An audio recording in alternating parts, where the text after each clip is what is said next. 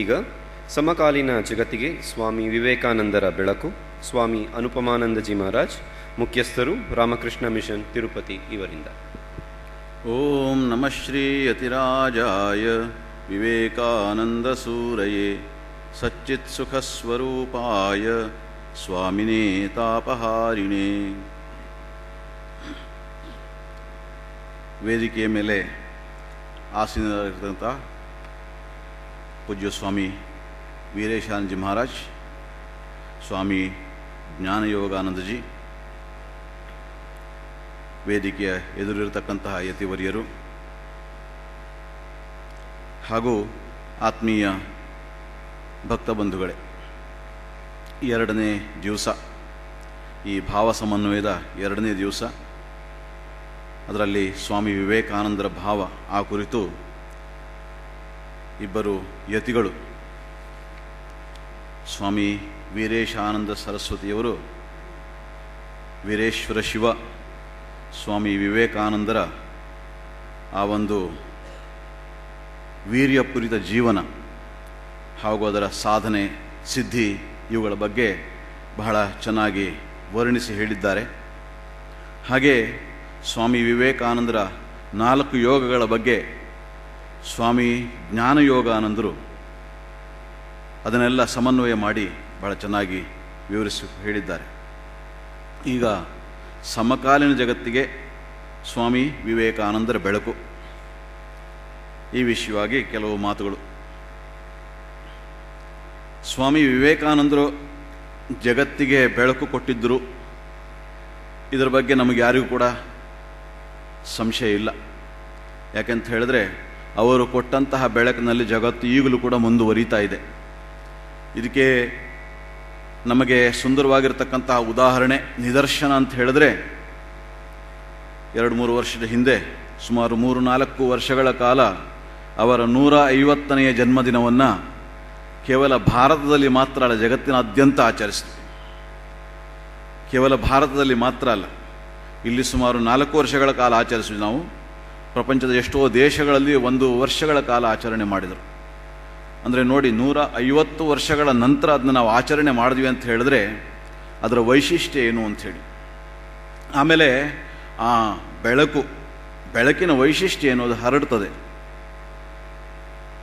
ಹಾಗೆಯೇ ಸ್ವಾಮಿ ವಿವೇಕಾನಂದರ ಸೆಂಟಿನರಿ, ಶತಮಾನೋತ್ಸವ, ಒಬ್ಬರು ಸ್ವಾಮಿಗಳು ನನಗೆ ಈ ವಿಚಾರವನ್ನು ಹೇಳಿದ್ರು. ಏನು ಅಂತ ಹೇಳಿದ್ರೆ, ಆ ಶತಮಾನೋತ್ಸವವನ್ನು ಎಷ್ಟು ವ್ಯಾಪಕವಾಗಿ ಆಚರಿಸಿದ್ವೋ, ಆ ಶತಮಾನೋತ್ಸವವನ್ನು 1963ನೇ ಇಸ್ವಿಯಲ್ಲಿ ಆಚರಣೆ ಮಾಡಿದರು. ಭಾರತ ದೇಶದಲ್ಲಿ ಹಾಗೂ ಪ್ರಪಂಚದ ಬೇರೆ ಎಷ್ಟೋ ದೇಶಗಳಲ್ಲೆಲ್ಲ ಆಚರಣೆ ಮಾಡಿದರು. ಆ ಸಮಯದಲ್ಲಿ ಹೊರತಂದಂತಹ ಒಂದು ಪುಸ್ತಕ, Swami Vivekananda and his call to the nation, ಅದು ಎಷ್ಟೋ ಜನ ರಾಮಕೃಷ್ಣ ಮಹಾಸಂಘಕ್ಕೆ ಸನ್ಯಾಸಿಗಳನ್ನು ಕೊಟ್ಟಿದೆ. ಆ ಶತಮಾನೋತ್ಸವ, ಆ ಸಂದರ್ಭದಲ್ಲಿ ಎಷ್ಟೊಂದು ಸ್ಫೂರ್ತಿ ಇತ್ತು, ಎಷ್ಟೊಂದು ಇದಿತ್ತು. ಅದಕ್ಕಿಂತ 10 ಪಟ್ಟು 150ನೇ ಜನ್ಮದಿನವನ್ನು ಆಚರಿಸಿದಾಗ ಪ್ರಭಾವ ಸ್ವಾಮಿ ವಿವೇಕಾನಂದದಾಗಿದೆ ಅಂತ ಹೇಳ್ತಾರೆ ಅವರು. 10 ಪಟ್ಟು ಎಷ್ಟೊಂದು ವ್ಯಾಪಕವಾಗಿ ಇದಾಗಿದೆ ಅಂತ ಹೇಳಿದ್ರೆ ಆಶ್ಚರ್ಯವಾಗ್ತದೆ. ಆಂಧ್ರ ಪ್ರದೇಶದಲ್ಲಿ, ನಾನಲ್ಲಿದ್ದ ಹೈದರಾಬಾದ್ನಲ್ಲಿ, ಹಾಗಾಗಿ ನಿಮಗೆ ಆಂಧ್ರ ಪ್ರದೇಶ ವಿಷಯ ಹೇಳ್ತೀನಿ ನಾನು. ಸುಮಾರು 2 ವರ್ಷಗಳ ಕಾಲ ಸ್ವಾಮಿ ವಿವೇಕಾನಂದರ ರಥಯಾತ್ರೆಯನ್ನು ನಿರಂತರವಾಗಿ ಮಾಡಿದ್ದಾರೆ. ನಿರಂತರವಾಗಿ 2 ವರ್ಷಗಳ ಕಾಲ ಆಂಧ್ರ ಪ್ರದೇಶಾದ್ಯಂತ ಸ್ವಾಮಿ ವಿವೇಕಾನಂದರ ರಥ ತಿರುಗಿದೆ. ಹಾಗಂದ್ರೂ ಬೇಡಿಕೆಗಳನ್ನು ಪೂರೈಸಲಿಕ್ಕೆ ಆಗಲಿಲ್ಲ. ಇನ್ನು ಎಷ್ಟೋ ಕಡೆಗಳಲ್ಲಿ ಸ್ವಾಮಿ ವಿವೇಕಾನಂದ ರಥ ಬರಬೇಕು ಅಂತ ಹೇಳಿ ಈ ಥರದ್ದೆಲ್ಲ ಬೇಡಿಕೆಗಳಿದ್ವು. ಅಂದರೆ ಸ್ವಾಮಿ ವಿವೇಕಾನಂದರ ಪ್ರಭಾವ ಎಷ್ಟಾಗಿದೆ ಅಂತ ನೋಡಿ. ಆಮೇಲೆ ಈ ಶತಮಾನೋತ್ಸವವನ್ನು, ಸ್ವಾಮಿ ವಿವೇಕಾನಂದರ 150ನೆಯ ಈ ಜನ್ಮದಿನೋತ್ಸವವನ್ನು ಯುನೆಸ್ಕೋ ಹೆಡ್ ಕ್ವಾರ್ಟರ್ಸ್ನಲ್ಲಿ ಆಚರಣೆ ಮಾಡಿದರು. ವಿಶ್ವಸಂಸ್ಥೆಯ ಪ್ರಧಾನ ಕೇಂದ್ರ. ವಿಶ್ವಸಂಸ್ಥೆ ಅಂದರೆ ನಮಗೆಲ್ಲ ಗೊತ್ತಿದೆ, ಈ ಪ್ರಪಂಚದ ಆಗುಹೋಗುಗಳ ಬಗ್ಗೆ, ಇಲ್ಲಿಯ ಜನಜೀವನದ ಬಗ್ಗೆ, ಮುಂದೆ ಹೇಗೆ ನಾವು ಮುಂದುವರಿಬೇಕು ಅನ್ನೋದ್ರ ಬಗ್ಗೆ ಪ್ರಪಂಚಾದ್ಯಂತ ಎಲ್ಲ ದೇಶಗಳು ಸೇರಿ ನಡೆಸ್ತಾ ಇರತಕ್ಕಂಥ ಒಂದು ಸಂಸ್ಥೆ ಅದು. ಅದರ ಹೆಡ್ ಕ್ವಾರ್ಟರ್ಸ್ನಲ್ಲಿ ಸ್ವಾಮಿ ವಿವೇಕಾನಂದರ 150ನೇ ಜನ್ಮದಿನೋತ್ಸವವನ್ನು ಆಚರಣೆ ಮಾಡಿದರು. ಅಂದರೆ ಇದು ನಮಗೆ ಏನು ತೋರಿಸುತ್ತೆ ಅಂತ ಹೇಳಿದ್ರೆ, ಆ ಸ್ವಾಮಿ ವಿವೇಕಾನಂದರು ಕೊಟ್ಟಿರ್ತಕ್ಕಂತಹ ಬೆಳಕು ಅದು ಈಗಲೂ ನಮ್ಮನ್ನು ಮುನ್ನಡೆಸ್ತಾ ಇದೆ ಅಂತ ಹೇಳಿ. ಹಾಗಿದ್ರೆ ಸ್ವಾಮಿ ವಿವೇಕಾನಂದರು ಯಾವ ಬೆಳಕನ್ನು ಇಟ್ಟರು ನಮಗೆ? ಅದನ್ನು ದೊಡ್ಡ ಲಿಸ್ಟ್ ಮಾಡಬಹುದು. ಕೆಲವೇ ವಿಚಾರಗಳನ್ನು ನಾನು ಹೇಳಲಿಕ್ಕೆ ಬಯಸ್ತೇನೆ ಈ ಸೀಮಿತ ಅವಧಿಯಲ್ಲಿ. ಸ್ವಾಮಿ ವಿವೇಕಾನಂದರನ್ನ ಸಮನ್ವಯಾಚಾರ್ಯ ಅಂತ ಹೇಳಿ ಕರೀತಾರೆ. ಹೇಗೆ ಭಗವದ್ಗೀತೆಯ ಶ್ರೀಕೃಷ್ಣನನ್ನ ಯೋಗ ಸಮನ್ವಯಾಚಾರ್ಯ ಅಂತ ಹೇಳಿ ನಾವು ಕರಿತೇವೋ, ಅದೇ ರೀತಿಯಾಗಿ ಸ್ವಾಮಿ ವಿವೇಕಾನಂದರ ಸಮನ್ವಯಾಚಾರ್ಯ ಅಂತ ಹೇಳಿ ಕರಿತೇವೆ. ಈಗಷ್ಟೇ ಸ್ವಾಮಿ ಜ್ಞಾನಯೋಗಾನಂದಜಿಯವರು ಯೋಗ ಮತ್ತು ಅದರ ಸಮನ್ವಯದ ಬಗ್ಗೆ ಬಹಳ ಚೆನ್ನಾಗಿ ವಿವರಣೆ ಮಾಡಿ ಹೇಳಿದರು. ಭಗವದ್ಗೀತೆಗಳಲ್ಲೂ ಕೂಡ ಈ ಭಾವ ಬರ್ತದೆ. ಅದನ್ನ ಇನ್ನೂ ವಿಶದವಾಗಿ ಸ್ವಾಮಿ ವಿವೇಕಾನಂದರು ನಮಗೆ ಕೊಟ್ಟಿದ್ದಾರೆ, ಆಧುನಿಕ ಜಗತ್ತಿನಿಗೆ ಹೊಂದಿಕೊಳ್ಳೋ ಹಾಗೆ. ಆದರೆ ಸ್ವಾಮಿ ವಿವೇಕಾನಂದರು ಏನು ಮಾಡಿದ್ದಾರೆ, ಬರೀ ಈ ಯೋಗ ಸಮನ್ವಯ ಅಷ್ಟೇ ಅಲ್ಲ, ಅವ್ರದ್ದು ಇನ್ನೂ ಬೇಕಾದಷ್ಟು ಸಮನ್ವಯವನ್ನು ಮಾಡಿದ್ರು ಸ್ವಾಮಿ ವಿವೇಕಾನಂದರು. ಮುಖ್ಯವಾಗಿ ಅವರು ಮಾಡಿದ್ದೇನು ಅಂತ ಹೇಳಿದ್ರೆ, ಪ್ರಾಚ್ಯ ಪಾಶ್ಚಾತ್ಯ ಸಮನ್ವಯ, ಈ ಭಾವಗಳ ಸಮನ್ವಯ. ಸ್ವಾಮಿ ವಿವೇಕಾನಂದರು ಬರುವಲ್ಲಿ ತನಕ ಪ್ರಾಚ್ಯ ಮತ್ತು ಪಾಶ್ಚಾತ್ಯ ಭಾವಗಳು ಬೇರೆ ಬೇರೆ ಅಂತ ಆವನ್ನತಕ್ಕಂಥ ಭಾವಗಳಿತ್ತು. ನಮ್ಮ ಪೌರ್ವಾತ್ಯದಲ್ಲಿ, ಭಾರತ ಮತ್ತು ಇತರ ದೇಶಗಳಲ್ಲಿ ಆಧ್ಯಾತ್ಮಿಕ ಸಂಸ್ಕೃತಿ, ಆಮೇಲೆ ನೀವು ಇದಕ್ಕೆ ಹೋದರೆ ಪಾಶ್ಚಾತ್ಯ ದೇಶಗಳಿಗೆ ಹೋದರೆ ಅಲ್ಲಿ ವೈಜ್ಞಾನಿಕ ಆ ಸಂಸ್ಕೃತಿ, ಹಾಗೂ ಇವೆರಡಕ್ಕೆ ಸಂಬಂಧ ಇಲ್ಲ ಅಂತ ಹೇಳಿ ಎಷ್ಟೋ ಜನ ಅಂದ್ಕೊಂಡಿದ್ರು. ಆ ನಂಬಿಕೆನೇ ಇತ್ತು ಆ ಸಮಯದಲ್ಲಿ. ಧರ್ಮ ಅಂತ ಹೇಳಿ ಯಾರಾದರೂ ಮಾತಾಡಿದ್ರೆ ಅವರು ವಿಜ್ಞಾನದ ಬಗ್ಗೆ ಮಾತಾಡೋದಿಲ್ಲ, ವಿಜ್ಞಾನಿಗಳು ಅಂತ ಹೇಳಿದ್ರೆ ಧರ್ಮದ ಬಗ್ಗೆ ಮಾತಾಡೋದಿಲ್ಲ. ಅಂಥ ಒಂದು ಪರಿಸ್ಥಿತಿಯಲ್ಲಿ ಸ್ವಾಮಿ ವಿವೇಕಾನಂದರು ಅಲ್ಲಿ ಅಮೇರಿಕಕ್ಕೆ ಹೋಗಿ, ಇಂಗ್ಲೆಂಡ್ಗೆ ಹೋಗಿ, ಐರೋಪ್ಯ ದೇಶಗಳು, ಅಮೇರಿಕನ್ ದೇಶಗಳು ಅಲ್ಲೆಲ್ಲ ಹೋಗಿ ಅವರು ಎಷ್ಟೊಂದು ವಿದ್ವತ್ಪೂರ್ಣವಾಗಿ ಆ ವಿಚಾರವನ್ನು ತಿಳಿಸಿದ್ರು ಅಂತ ಹೇಳಿದ್ರೆ ಬಹಳ ಆಶ್ಚರ್ಯವಾಗುತ್ತೆ. ಈಗ ಪ್ರಪಂಚದಲ್ಲೆಲ್ಲ ಕಡೆಗೂ ಈ ವಿಷಯ ಬರ್ತಾ ಇದೆ. ಮೊದಲು ವಿಜ್ಞಾನ ಏನು ಹೇಳ್ತಾ ಇತ್ತು ಅಂತ ಹೇಳಿದ್ರೆ, ಈ ದೈಹಿಕ ಬೆಳವಣಿಗೆ ಬಗ್ಗೆ, ಈ ದೈಹಿಕ ಸುಖಗಳ ಬಗ್ಗೆ, ಇದ್ರ ಬಗ್ಗೆನೇ ಮಾತಾಡ್ತಾ ಇದ್ವಿ. ಆದರೆ ವಿಜ್ಞಾನಿಗಳು ಕೂಡ ಈಗ ಹೇಳ್ತಾ ಇದ್ದಾರೆ, ಬರೀ ಮನುಷ್ಯ ಅಂತ ಹೇಳಿದ್ರೆ ಕೇವಲ ಈ ಶರೀರ ಅಲ್ಲ, ಈ ಶರೀರ ಜೊತೆಗೆ ಮನುಷ್ಯನ ಜೀವನ ಅಂತ್ಯವಾಗೋದಿಲ್ಲ ಅಂತ ಹೇಳಿ ಅವರೂ ಕೂಡ ನಂಬ್ತಾ ಇದ್ದಾರೆ. There is something higher which we do not know ಅಂತ ಹೇಳಿ ವಿಜ್ಞಾನಿಗಳು, ಅಲ್ಲಿ ತನಕ ವಿಜ್ಞಾನಿಗಳೇನು ಹೇಳ್ತಾ ಇದ್ರು, ನಾವು ಕಣ್ಣಿನಿಂದ ಏನು ನೋಡ್ತಾ ಇದ್ದೇವೋ, ನಮ್ಮ ಇಂದ್ರಿಯಗಳು ಏನನ್ನ ನೋಡ್ತಾ ಇವೆಯೋ ಅವೇ ಸತ್ಯ, ಅದರಿಂದ ಮುಂದೆ ಇಲ್ಲ ಅಂಥೇಳಿ. ಆದರೆ ಎಷ್ಟೋ ಜನ ಹಿರಿಯ ವಿಜ್ಞಾನಿಗಳು ನಿಧಾನವಾಗಿ ಅವ್ರು ಹೇಳ್ತಾ ಇದ್ದಾರೆ, ಇಲ್ಲ ಅಷ್ಟಕ್ಕೆ ಸೀಮಿತವಾಗಿಲ್ಲ, ಇನ್ನೂ ಏನೋ ಇದೆ, ಇದಕ್ಕಿಂತ ಮುಂದೆ ಇನ್ನೂ ಏನೋ ಇದೆ, ಆದರೆ ಅದರ ವಿಷಯ ನಮಗೆ ಗೊತ್ತಿಲ್ಲ ಅನ್ನತಕ್ಕಂಥ ಆ ಒಂದು ಭಾವ. ಅದಕ್ಕೆ ಮುಖ್ಯ ಕಾರಣ ಅಂತ ಹೇಳಿದ್ರೆ ಸ್ವಾಮಿ ವಿವೇಕಾನಂದರು. ಅವ್ರು ಹೇಳ್ತಾ ಇದ್ರು, ಸ್ವಾಮಿ ವಿವೇಕಾನಂದ ತುಂಬ ಕಡೆ ಹೇಳಿದ್ದಾರೆ ಈ ವಿಚಾರವನ್ನು. ಅವರೇನು ಹೇಳ್ತಾರೆ ಅಂತ ಹೇಳಿದ್ರೆ, ಭಾರತದ ವೇದಾಂತ, ಆಮೇಲೆ ಪಾಶ್ಚಾತ್ಯದ ವಿಜ್ಞಾನ, ಇವೆರಡು ಒಂದುಗೂಡಬೇಕು ಅಂತ ಹೇಳಿ ಸ್ವಾಮಿ ವಿವೇಕಾನಂದ ಹೇಳಿದ್ರು.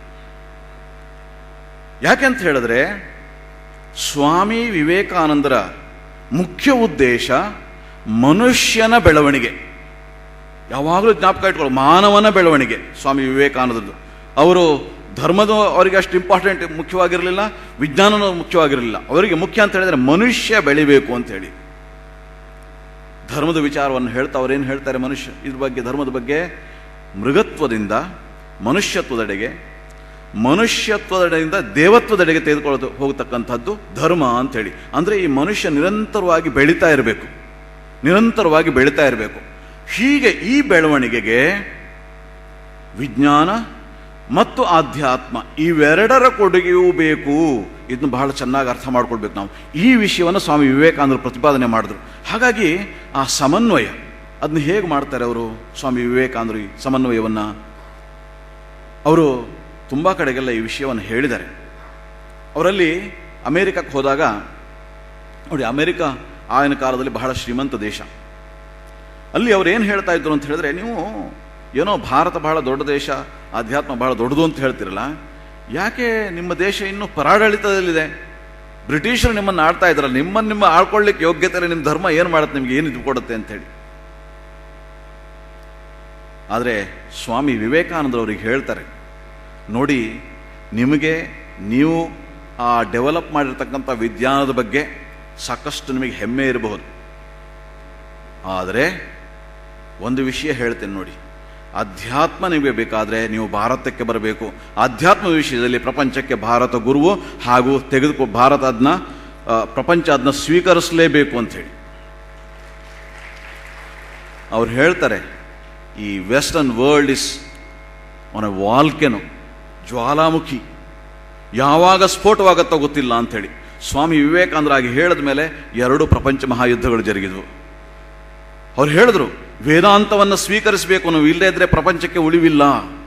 ಸ್ವಾಮಿ ವಿವೇಕಾನಂದ ಆ ಸಮಯದಲ್ಲಿ ಹೇಳಿದ್ರು, ವೈಜ್ಞಾನಿಕವಾಗಿ ನೀವು ಎಷ್ಟು ಬೇಕಾದರೂ ಬೆಳವಣಿಗೆ ಮಾಡ್ತಾ ಹೋಗಿ, ಅದು ಮನುಷ್ಯನ ದೈಹಿಕ ಅಗತ್ಯಗಳನ್ನು ತೀರಿಸ್ತದೆಯೇ ಹೊರತು ಮನುಷ್ಯನ ಈ ಒಂದು ಆಧ್ಯಾತ್ಮಿಕ ಅಗತ್ಯ, ಮನುಷ್ಯನ ಇನ್ನೊಂದು ಭಾಗ ಇದೆಯಲ್ಲ ಆಧ್ಯಾತ್ಮಿಕತೆ, ಅದನ್ನ ಪೂರ್ಣ ಮಾಡದೇ ಇದ್ರೆ, ಭಾರತದಿಂದ ನೀವು ಅದನ್ನು ಕಲ್ತ್ಕೊಳ್ಳದೇ ಇದ್ರೆ, ಯೋಗ ಅಧ್ಯಾತ್ಮಗಳನ್ನು ಕಲ್ತ್ಕೊಳ್ಳದೇ ಇದ್ರೆ ಪ್ರಪಂಚಕ್ಕೆ ಉಳಿವಿಲ್ಲ ಅಂತೇಳಿ ಆ ಸಮಯದಲ್ಲಿ ಸ್ವಾಮಿ ವಿವೇಕಾನಂದ ಹೇಳಿದ್ರು. ಅದಾದಮೇಲೆ ಏನಾಯಿತು?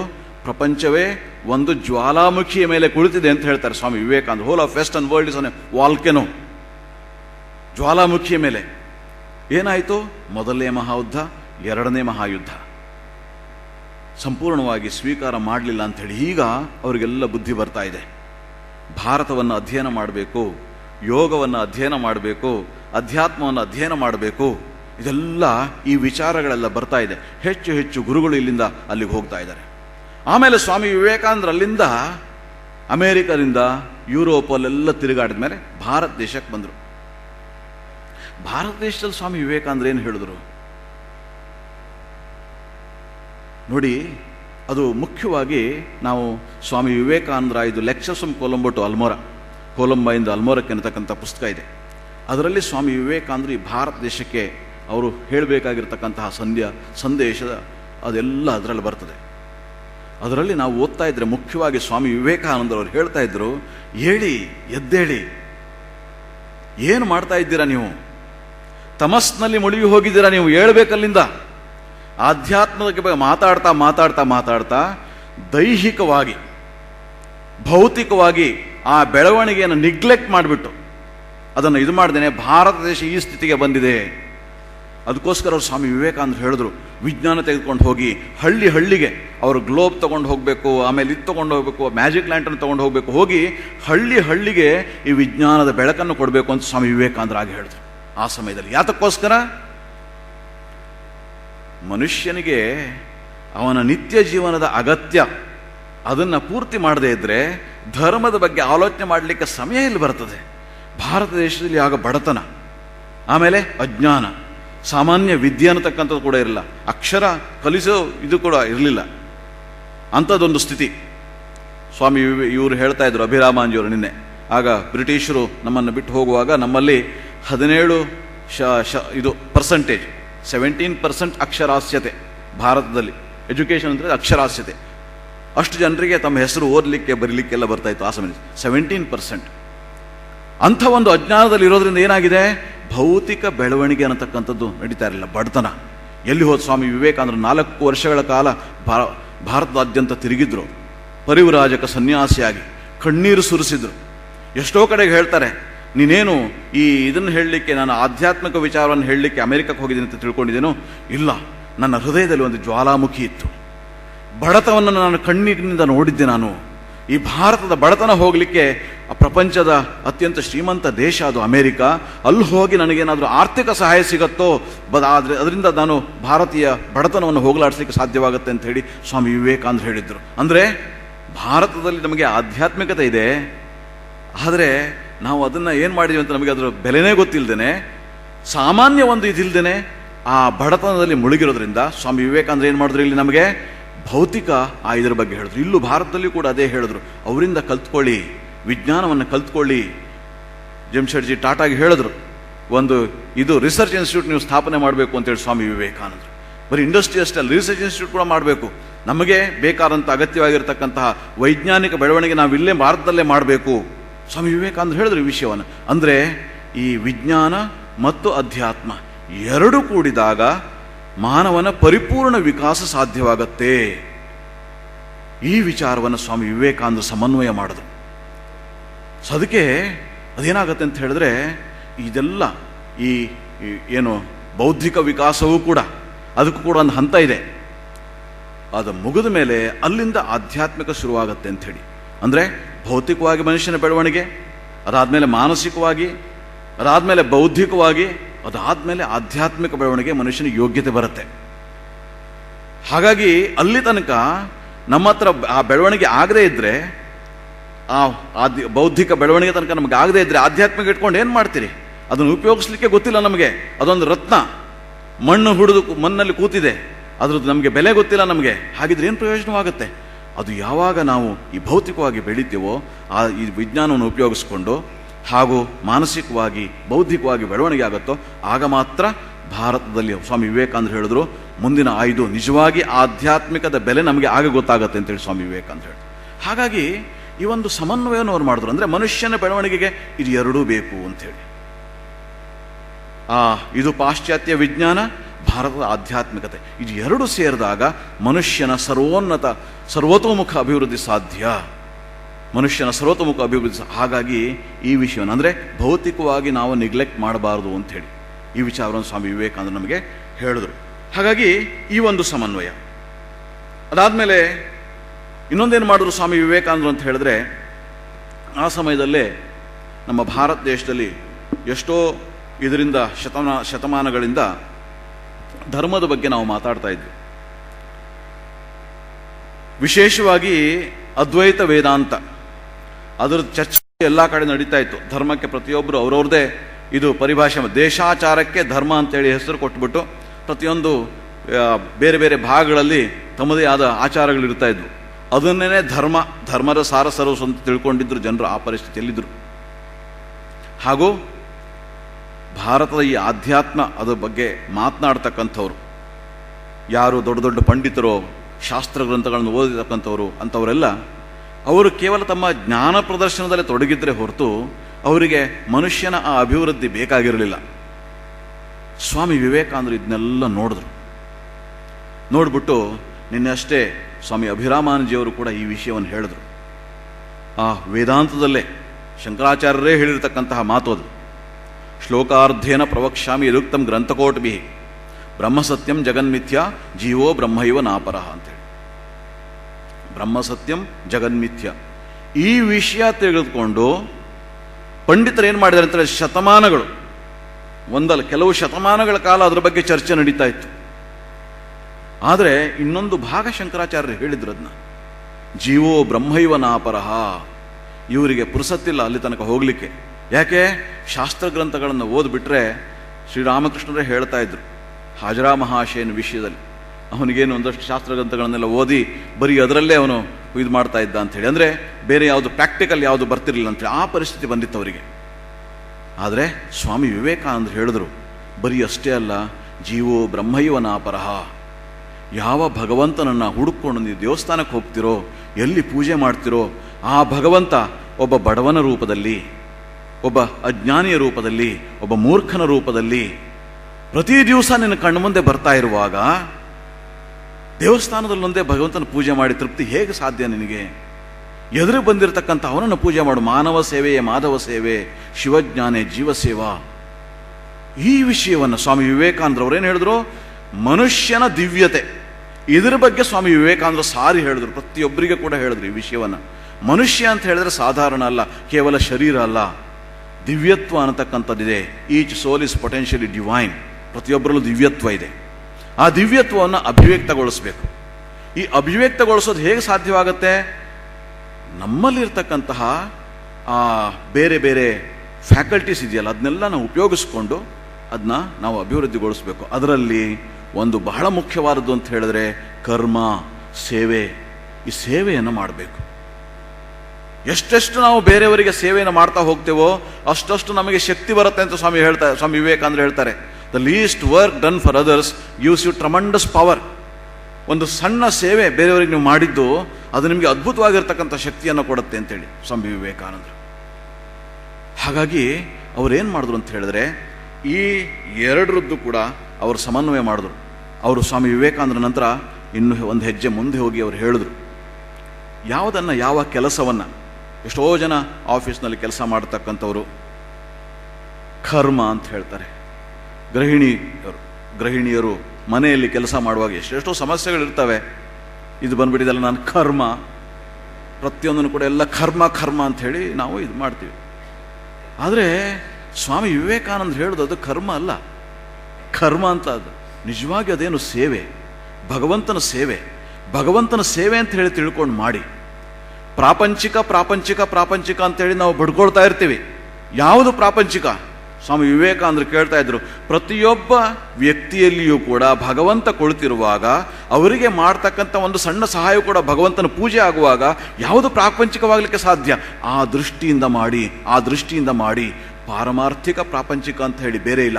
ಹಾಗಾಗಿ ಈ ಮೂಲಕ ಸ್ವಾಮಿ ವಿವೇಕಾನಂದರು ಏನು ಮಾಡಿದ್ರು ಅಂತ ಹೇಳಿದ್ರೆ, ಆ ಹಿಮಾಲಯದ ಗುಹೆಯಲ್ಲಿರ್ತಕ್ಕಂಥ ಧರ್ಮವನ್ನು ತೆಗೆದುಕೊಂಡು ಬಂದು ಸಮಾಜದ ಮಧ್ಯದಲ್ಲಿ ಇದು ಮಾಡಿದ್ರು. ಆಧ್ಯಾತ್ಮಿಕ ಸಾಧನೆ ಅಂತ ಹೇಳಿದ್ರೆ ಕೇವಲ ಹಿಮಾಲಯಕ್ಕೆ ಹೋಗಿ ಗುಹೆಯಲ್ಲಿ ಧ್ಯಾನ ಮಾಡೋದು ಒಂದೇ ಅಲ್ಲ. ಇಲ್ಲಿ ಸಮಾಜದಲ್ಲಿ ಇದ್ದುಕೊಂಡು ನಾವು ಆ ಸಾಧನೆಯನ್ನು ಮಾಡಬಹುದು. ಶಿವಜ್ಞಾನೇ ಜೀವಸೇವಾ, ಜೀವೋ ಬ್ರಹ್ಮೈವ ನಾಪರಹ, ಆ ತತ್ವವನ್ನು ತೆಗೆದುಕೊಂಡು ಸ್ವಾಮಿ ವಿವೇಕಾನಂದ ನಮಗೆ ಪ್ರಚಾರ ಮಾಡಿ ಹೇಳಿದ್ರು ಎಲ್ಲ ಕಡೆಗೆ, ಈ ಪ್ರಯತ್ನವನ್ನು ಮಾಡಿ ಆಗ ನೀವು ಆಧ್ಯಾತ್ಮಿಕವಾಗಿ ಹೆಚ್ಚು ಮುಂದುವರಿತೀರಾ ಅಂತ ಹೇಳ್ತಾರೆ ಸ್ವಾಮಿ ವಿವೇಕಾನಂದರು.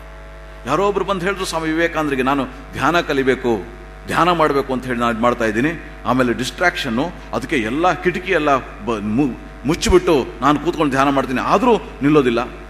ಸ್ವಾಮಿ ವಿವೇಕಾನಂದ ಹೇಳ್ತಾರೆ, ಸ್ವಲ್ಪ ಆ ಕಿಟಕಿ ಎಲ್ಲ ತೆರೆ, ಹೊರಗಡೆಗೆ ನೋಡು.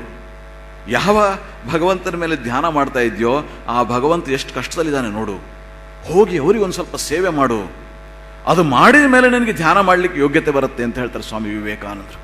ಹೀಗಾಗಿ ಇಂತಹ ಒಂದು ಈ ಪ್ರಾಪಂಚಿಕ ಮತ್ತು ಪಾರಮಾರ್ಥಿಕ ಅದರದ್ದು ಬಹಳ ಸುಂದರವಾಗಿರ್ತಕ್ಕಂಥ ಸಮನ್ವಯವನ್ನು ಮಾಡಿದ್ರು. ನಮ್ಮ ಜೀವನ ಅನ್ನತಕ್ಕಂಥದ್ದು ಸಂಪೂರ್ಣವಾಗಿ ಆಧ್ಯಾತ್ಮಿಕಮಯವನ್ನಾಗಿ ಮಾಡಬಹುದು. ಇದರಲ್ಲಿ ಪ್ರಾಪಂಚಿಕ ಪಾರಮಾರ್ಥಿಕ ಅಂತ ಹೇಳಿ ಬೇರೆ ಬೇರೆ ಇಲ್ಲ, ವಿಭಾಗ ಇಲ್ಲ. ಮಾಡ್ತಕ್ಕಂತಹ ಪ್ರತಿಯೊಂದು ಕೆಲಸವನ್ನು ಕೂಡ ಆಫೀಸ್ನಲ್ಲೇ ಹೋಗಿ ಧನ ಸಂಪಾದನೆ ಮಾಡ್ಬೋದು, ಮನೆಯಲ್ಲಿ ಕೂತ್ಕೊಂಡು ಮಾಡ್ತಕ್ಕಂತಹ ಕೆಲಸ ಮಾಡಬಹುದು, ಬೇರೆ ಯಾವ ಕೆಲಸ ಕೂಡ ಆಗ್ಬೋದು. Any work can be convert into a spiritual action. ಆಧ್ಯಾತ್ಮಿಕ ಸಾಧನೆಯಾಗಿ ಅದನ್ನು ನಾವು ಮಾರ್ಪಡಿಸಬಹುದು. ಹಾಗಾಗಿ ಪ್ರಾಪಂಚಿಕ ಪಾರಮಾರ್ಥಿಕ ಅಂತೇಳಿ ಹೀಗೆ ಸಮನ್ವಯವನ್ನು ಮಾಡಿದ್ರು. ಹೀಗೆ ಸ್ವಾಮಿ ವಿವೇಕಾನಂದರು ಮಾಡಿರ್ತಕ್ಕಂಥದ್ದು ಸಾಕಷ್ಟು ಸಮನ್ವಯಗಳಿವೆ. ಅವರು ವಿಜ್ಞಾನ, ಆಧ್ಯಾತ್ಮಿಕ ಅದ್ರ ಬಗ್ಗೆ ನಾನು ಹೇಳಿದೆ, ಪಾಶ್ಚಾತ್ಯ ಪೌರಾತ್ಯ ಇದ್ರ ಬಗ್ಗೆ ಇದು ಮಾಡಿದ್ರು. ಧರ್ಮ ಸಮನ್ವಯ ಮಾಡಿದ್ರು. ಧರ್ಮ ಸಮನ್ವಯ, ಬೇರೆ ಬೇರೆ ಎಲ್ಲ ಧರ್ಮಗಳು ಕೊನೆಗೆ ಸೇರೋದು ಒಂದೇ ಗುರಿ ಎಡೆಗೆ ಅಂಥೇಳಿ. ಎಷ್ಟೋ ಜನ ಹೇಳ್ತಾರೆ ಆಲ್ ರಿಲಿಜನ್ಸ್ ಆರ್ ಈಕ್ವಲ್ ಅಂತ ಹೇಳಿ. ಆ ದೃಷ್ಟಿಯಿಂದಲ್ಲ ಸ್ವಾಮಿ ವಿವೇಕಾನಂದರು ಹೇಳಿದ್ದು. ಅವ್ರು ಹೇಳೋದೇನಂತ ಹೇಳಿದ್ರೆ, ಗುರಿ ಎಲ್ಲಿ ಹೋಗಿ ಮುಟ್ಟೋದು ಎಲ್ಲವೂ ಕೂಡ ಆ ಚಿಕಾಗೋದಲ್ಲಿ ಭಾಷಣ ಮಾಡುವಾಗ ಅವರು ಇದೇ ವಿಷಯ ಹೇಳಿದ್ರು, ಧರ್ಮ ಸಮನ್ವಯ ವಿಚಾರವನ್ನು ಮಾತಾಡ್ತಾ. ಏನು ಅಂತ ಹೇಳಿದ್ರೆ, ಹೇಗೆ ಎಲ್ಲ ನದಿಗಳು ಬೇರೆ ಬೇರೆ ಮಾರ್ಗದಲ್ಲಿ ಹೋಗ್ತವೆ, ಕೆಲವು ನೇರವಾಗಿ, ಕೆಲವು ವಕ್ರವಾಗಿ ಹೋಗಿ ಕೊನೆಗೆ ಎಲ್ಲಿ ಸೇರ್ತವೆ? ಸಮುದ್ರಕ್ಕೆ ಸೇರ್ತವೆ. ಹಾಗೆಯೇ ಭಗವಂತನನ್ನು ಕರೀತಕ್ಕಂಥ ಎಲ್ಲ ಮತಗಳು ಕೂಡ ಕೊನೆಗೆ ನಮ್ಮನ್ನು ತೆಗೆದುಕೊಂಡು ಹೋಗೋದು ಆ ಭಗವಂತನೆಡೆಗೆ. ಹೀಗೆ ಧರ್ಮ ಸಮನ್ವಯ, ಎಲ್ಲರಿ ಯೋಗ ಸಮನ್ವಯ, ಈ ರೀತಿಯಾಗಿ ಈ ಸಮನ್ವಯಗಳನ್ನು ಅವರು ಮಾಡಿದ್ರಿಂದ ಸ್ವಾಮಿ ವಿವೇಕಾನಂದರು ಇಂಥ ಒಂದು ಬೆಳಕನ್ನು ಅವರು ಪ್ರಪಂಚಕ್ಕೆ ಕೊಟ್ಟರು. ಇದು ಕೇವಲ ಭಾರತೀಯರಿಗೆ ಮಾತ್ರ ಅಲ್ಲ, ಸೀಮಿತವಾಗಿರ್ತಕ್ಕಂಥದ್ದಲ್ಲ, ಪ್ರಪಂಚದಲ್ಲಿ ಎಲ್ಲರಿಗೂ ಕೂಡ ಬೇಕಾಗಿದೆ ಇದು ಆಧ್ಯಾತ್ಮಿಕ. ಹಾಗಾಗಿ ಪ್ರತಿಯೊಬ್ಬರೂ ಕೂಡ ಈಗ ಆಧ್ಯಾತ್ಮಿಕತೆ ಅಂತ ಹೇಳಿದ್ರೆ ಎಲ್ಲ ಬಿಟ್ಬಿಟ್ಟು ಎಲ್ಲ ತ್ಯಜಿಸಿ ಎಲ್ಲೋ ಇದಕ್ಕೆ ಹೋಗಬೇಕು ಅಂತ ಹೇಳಿಲ್ಲ. ನಾವು ಇರತಕ್ಕಂತಹ ಸ್ಥಿತಿಯಲ್ಲೇನೆ ನಾವು ಮಾಡ್ತಾ ಇರತಕ್ಕಂತಹ ಪ್ರವೃತ್ತಿಯನ್ನೇ ಮುಂದುವರಿಸಿಕೊಂಡು ಅದನ್ನೇ ಆಧ್ಯಾತ್ಮಿಕ ಸಾಧನೆಯಾಗಿ ಪರಿಣಮಿಸಿ ಜಪ, ಧ್ಯಾನ ಇವುಗಳನ್ನು ಮಾಡ್ತಾ ಅದನ್ನು ಮಾಡ್ತಾ ಏನಾಗತ್ತೆ, ಈ ನಮ್ಮ ಪ್ರತಿಯೊಂದು ಕರ್ಮವನ್ನು ಕೂಡ ಪೂಜೆ ಅಂತ ಹೇಳಿ ಮಾಡಲಿಕ್ಕೆ ನಮಗೆ ಇನ್ಸ್ಪಿರೇಷನ್ನು, ಶಕ್ತಿ, ಮಾರ್ಗದರ್ಶನ ಇದೆಲ್ಲ ಬರುತ್ತೆ.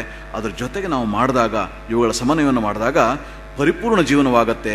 ಹಾಗೂ ಈಗ ಇರತಕ್ಕಂತಹ ಜೀವನವೇ ನಮ್ಮ ಆಧ್ಯಾತ್ಮಿಕ ಸಾಧನೆಯಾಗತ್ತೆ. ಇಂತಹ ಒಂದು ಅದ್ಭುತವಾಗಿರ್ತಕ್ಕಂಥ ಸಂದೇಶವನ್ನು ಸ್ವಾಮಿ ವಿವೇಕಾನಂದರು ಪ್ರಪಂಚಕ್ಕೆ ಕೊಟ್ಟರು. ಈ ಒಂದು ಸಂದರ್ಭದಲ್ಲಿ ಕರ್ನಾಟಕದಾದ್ಯಂತ ಎಲ್ಲ ಕಡೆಯಿಂದ ಬಂದಿರತಕ್ಕಂತಹ ನೀವು ಇಲ್ಲಿ ಇಷ್ಟೊತ್ತು ಶ್ರದ್ಧೆಯಿಂದ ಕೂತ್ಕೊಂಡು ಕೇಳಿದಿರ. ಹಾಗೂ ಇಲ್ಲಿ ನನ್ನನ್ನು ಪೂಜ್ಯ ಸ್ವಾಮಿ ಜಿತಕಾಮಾಂಜಿಯವರು ಇನ್ವೈಟ್ ಮಾಡಿದ್ರು. ನಾನು ಬರಲಿಕ್ಕೆ ಸಿದ್ಧನಿರಲಿಲ್ಲ. ಆದರೆ ಮಂಗಳೂರು ಅಂತ ಹೇಳಿದ್ರೆ ನಮ್ಮ ಆಶ್ರಮ 15 ವರ್ಷ ನಾನು ಇಲ್ಲಿದೆ, ಎಲ್ಲ ಭಕ್ತರಿಗೆಲ್ಲ ಇಲ್ಲಿ ಪರಿಚಯ ಇದೆ. ಅದ್ರ ಜೊತೆಗೆ ಕರ್ನಾಟಕದ ಎಲ್ಲ ಕಡೆಯಿಂದ ಕೂಡ ಭಕ್ತರು ಬರ್ತಿದ್ದಾರೆ. ಅವ್ರನ್ನೆಲ್ಲ ನೋಡಲಿಕ್ಕೆ ಒಂದು ಸೌಭಾಗ್ಯ ಅಂತ ಹೇಳಿ ಆ ದೃಷ್ಟಿಯಿಂದ ಇಲ್ಲಿ ಬಂದು ಇದು ಮಾಡಿದ್ದೇನೆ. ಹಾಗಾಗಿ ಎಲ್ಲರಿಗೂ ಕೂಡ ವಂದನೆಗಳು.